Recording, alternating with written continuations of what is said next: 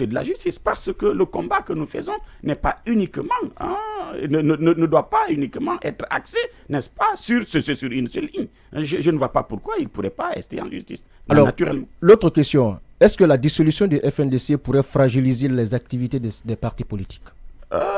Je ne vois pas pourquoi ça pourrait fragiliser. Le FNDC est né en avril, quand on parle de 2019. Quand le FNDC appelle à manifester, ce n'est pas seulement les citoyens, ce sont aussi les partis politiques Nous qui viennent. Nous sommes membres fondateurs du FNDC. Ce sont nos alliés traditionnels et leurs convictions intimes d'aujourd'hui. Donc, les motifs, n'est-ce pas, pour lesquels ils vont en manifestation, nous les partageons. Sans le FNDC aujourd'hui, vous pourrez dérouler vos activités tranquillement. Surtout pour ceux qui ont des manifs, parce que vous avez cela dans j'ai l'impression que vous êtes tout nouveau en Guinée. Nous étions de l'opposition républicaine. Nous étions de l'opposition républicaine sous Alpha Condé. Le FNDC n'était pas né. Nous avons organisé des manifestations. Nous nous sommes fait entendre. Nous avons poussé ce pouvoir à organiser des élections législatives. Donc la dissolution du FNDC n'aura aucune incidence sur vos activités? Absolument. Non seulement sur le FNDC, puisque c'est un État. Je suis convaincu que les gens que je connais là, ils vont continuer leurs activités. Alors, le risque, c'est ce que vous venez de relever, c'est la clandestinité. Je pense qu'on n'en avait pas besoin. On n'a pas besoin que des mouvements soient aussi clandestins. Alors c'est pourquoi je dis, quelquefois, j'ai l'impression que quand les gens viennent au pouvoir sur nous, ils changent complètement. On ne les reconnaît plus. Comment voulez-vous comprendre qu'après que la Guinée est passée, est traversé, n'est-ce pas, tous ces mouvements sociaux depuis 2007, depuis 2006, jusqu'à aujourd'hui, que les gens n'aient pas tiré de leçons. Je pense que le dialogue, qui est quand même l'un des piliers de la démocratie, aurait pu nous aider à résoudre tout ça. Mais eux, ils parlent de consultance. Ils veulent vous consulter, me consulter, et puis aller prendre une décision à leur niveau. Alors que le dialogue doit être autour de la table, le dialogue doit être autonome, et puis c'est autour de la table on prend les décisions. Alors, l'ANAD aussi menaçait d'aller dans la rue, de manifester. Est-ce qu'avec ce qui vient de se passer au niveau du FNDC, la dissolution de ce mouvement, on voit un certain nombre de leaders qui sont en prison, est-ce que l'ANAD, on peut s'attendre à ce que vous partiez dans les rues, que vous preniez les rues avant la fin de ce mois? Nous en avons parlé. Et du fond du cœur, nous sommes en train de mûrir et même de nous organiser.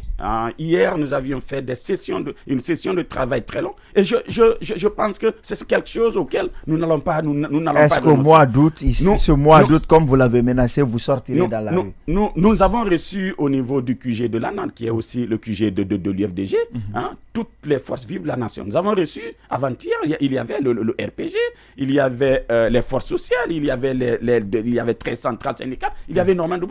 Alors, ils étaient venus pour qu'on fasse une sorte de synergie d'action, pour que nous puissions ensemble, s'il faut aller sur le terrain pour manifester, nous puissions aller manifester. Parce que beaucoup de personnes nous disent que aujourd'hui les politiques n'osent pas parce que beaucoup de politiques traînent des casseroles, mais surtout beaucoup de partis politiques ont des petits problèmes et que la prochaine étape du CNRD ou de Mori serait de supprimer ou de dissoudre, de retirer l'agrément à tous ces partis qui ont des problèmes à l'interne. Est-ce que ce n'est pas ce qui vous effraie justement?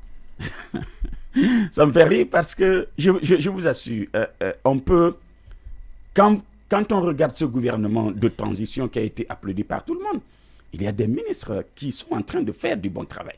Mais je vous assure, il y en a aussi qui sont en train de tirer notre pays vers le bas, de faire sombrer ce pays-là, tel que le ministre de l'administration du territoire qui a échoué complètement dans l'organisation du dialogue national. Mais quelqu'un qui a échoué dans l'organisation du dialogue national, quelqu'un qui vous dit A aujourd'hui, le lendemain il vous dit B, je ne pense pas que... Nous avons l'impression que le ministère est tellement lourd. Est-ce que c'est Mori Kondé, à vrai dire, qui pilote ce dialogue entre Mori Kondé et le Premier ministre qui pilote le dialogue national? Non, le dialogue était d'abord piloté par le ministère du tutelle, qui était Mori Kondé. C'est parce qu'il a échoué que la primature a pris la relève.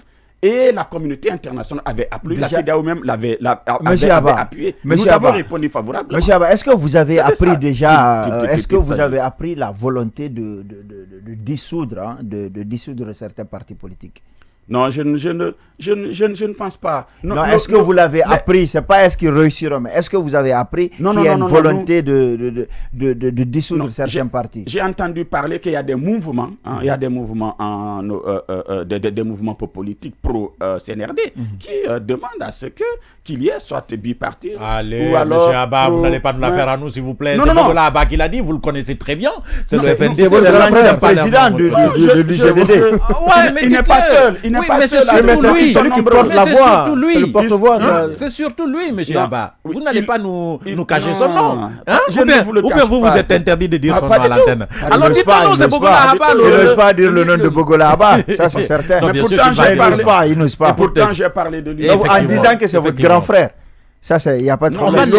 Et notre premier président. Je suis en train de dire que nous apprenons, en tout cas par médias, de beaucoup de mouvements qui sont en train de dire qu'aujourd'hui, que les partis politiques auraient, entre guillemets, échoué, ce qui est complètement faux, et qu'il serait mieux de faire, on va dire, 2 partis, 3 partis.